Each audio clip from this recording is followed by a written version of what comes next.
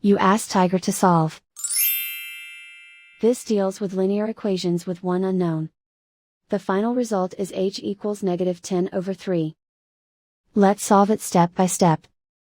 Group all h terms on the left side of the equation.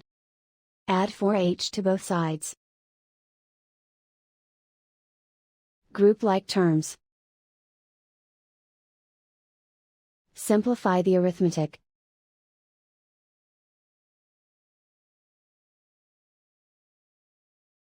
Group all constants on the right side of the equation.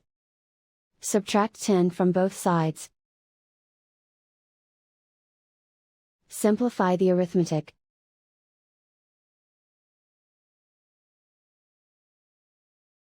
Isolate the h. Divide both sides by 3. Simplify the fraction. And so the final result is h equals -10/3.